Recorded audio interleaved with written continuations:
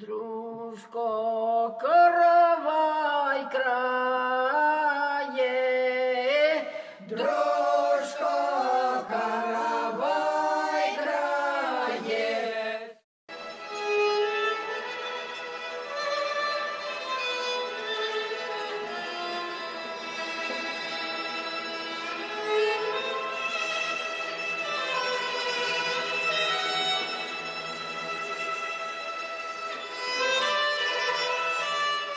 Здравствуйте! Сегодня программа «Каравай» в неожиданном месте, в музее Баратынских. Мы встречаемся с нашими старыми знакомыми оркестром «Ренессанс», которые построили мост дружбы. Добрый день! Мы очень рады опять участвовать в вашей прекрасной программе «Каравай». И сегодня символично мы с вами беседуем за круглым столом с роскошной скатертью, вышитой розами в музее Баратынского. Совсем недавно мы вернулись из Берлина, где представили нашу музыкально-художественную выставку с мольбертом по земному шару. Это необычная выставка, а необычная эта выставка тем, что музыка и живопись в ней тесно перекликаются. Музыка и живопись. Живопись, как застывшая музыка. Ровно год назад мы об этом говорили, и это было в наших мечтах. И вот в этом году, несмотря на пандемию, которую мы никто не ожидали, эта выставка все же состоялась, и сейчас она будет носить новый формат, формат онлайн-выставки. Для нас это ново, для нас это интересно, и для нас это увлекательно.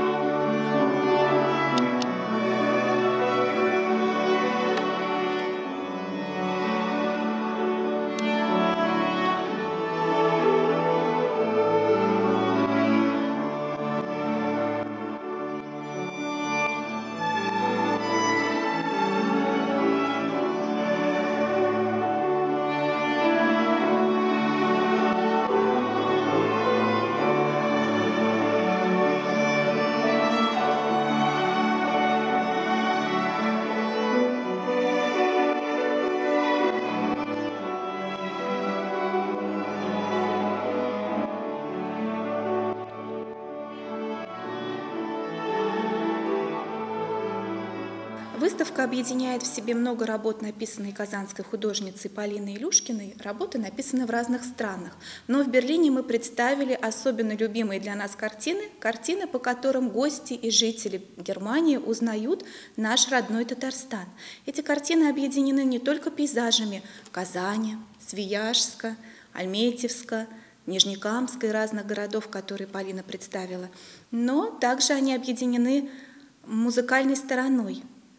Гости выставки слышат пентатонику, присущую татарским мелодиям, а также узнают по нашим прекрасным мелодическим мелизмам народные мотивы татарской музыки.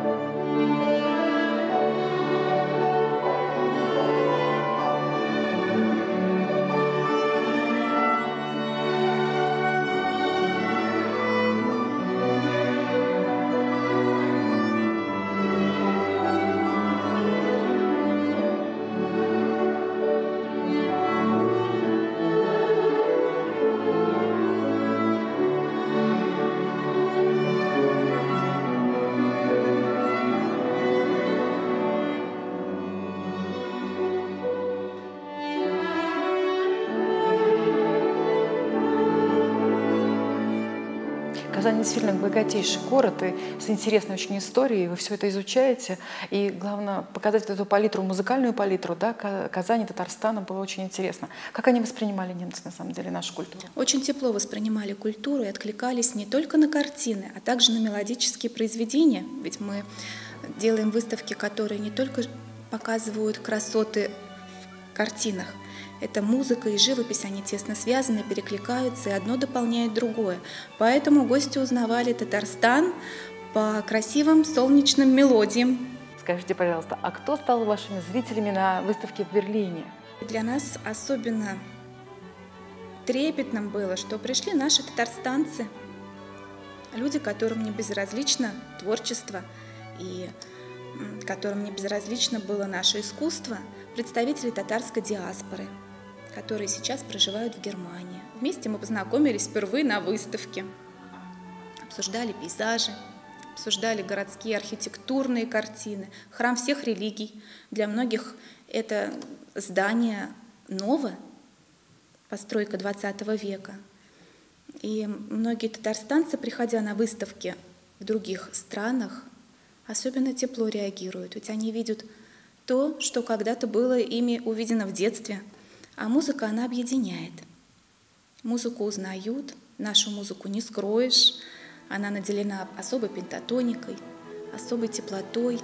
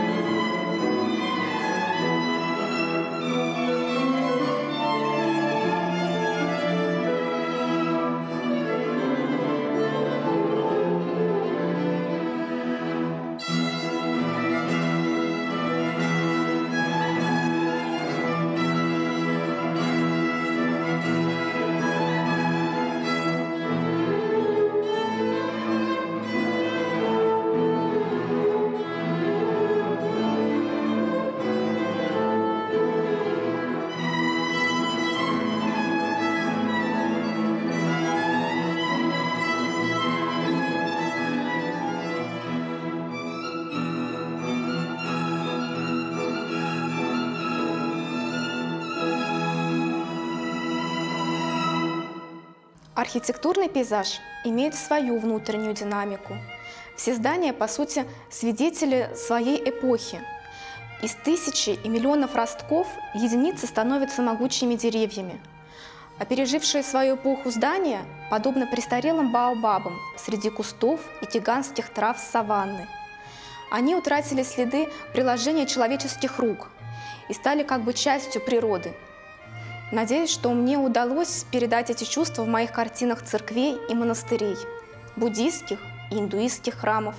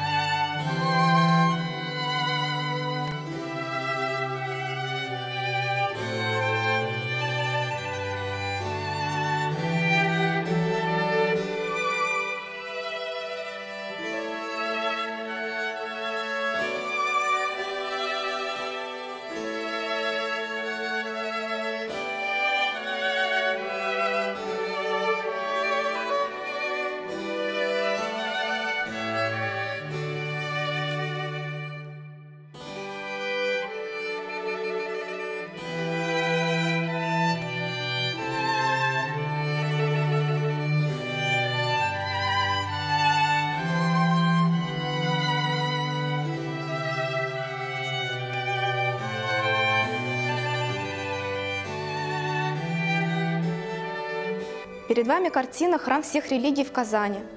Эта работа написана с натуры. Храм всех религий построен архитектором Ильдаром Хановым. Здесь представлены храмы разных религий. Это и церковь, мечеть, индуистские храмы, буддийские. Сегодня мы для вас исполнили здесь, в музее Баратынского, одно из наших любимых произведений, написано как раз нашим учителем Рудольфом Арнольдовичем Брейнингом. Это российский немец, и семья его переехала в Казань и была здесь долгое время фармацевтами. Сейчас в оркестре ведущую партию фортепиано, клавесина исполняет его племянница Татьяна Арнольдовна Брейнинг. Рудольф Арнольдович написал произведение на окраине Казани, будучи казанским немцем. Это произведение мы представили и в Берлине. И очень многие немцы удивлялись, надо же, как тонко наши немецкие композиторы передают музыку Татарстана, как они ее чувствуют. И многие думали, что это именно народное произведение, а оно для нас и стало народным.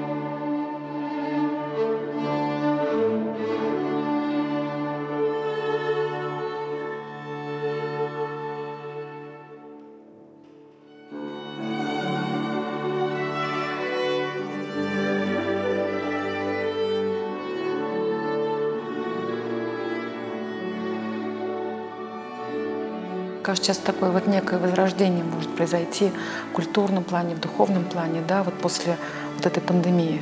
Как вы думаете?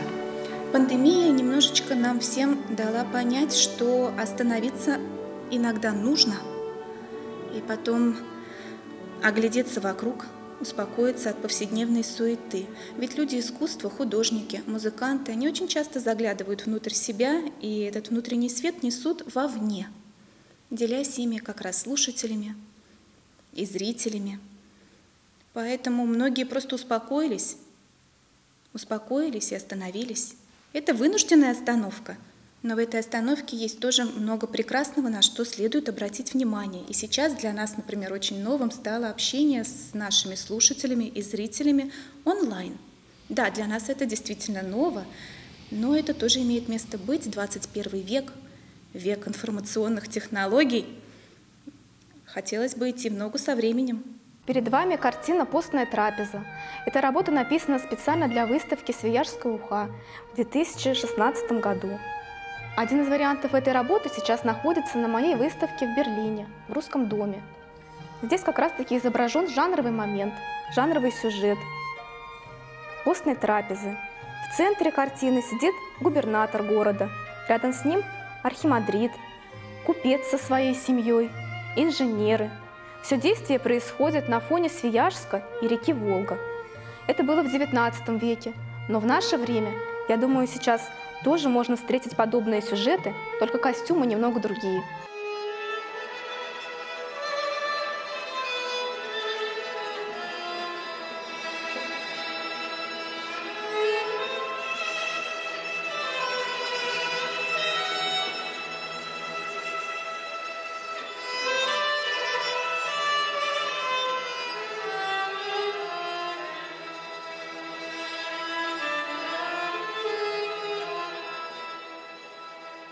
Когда выставка открывалась в Германии, в это время я была на арт-симпозиуме в Индии.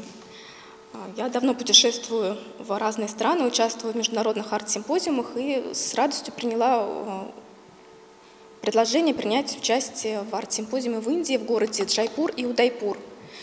Несколько дней, 10 дней мы провели в Джайпуре, писали картины, устраивали выставки и в Удайпуре. И несколько дней я провела в вынужденном карантине в городе Ахмедабад. Дороги были закрыты, и не было возможности перемещаться между городами. Однако я написала много этюдов, набросков во время карантина и до этого в прекрасных городах Джайпур и Удайпур. И следующая выставка как раз будет о путешествиях в Индии.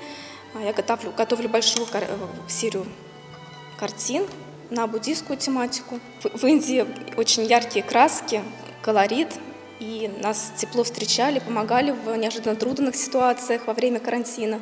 Когда мы были в Ахмедабаде, мы поехали на арт-симпозиум в Сасангир. Это парк тигров и львов.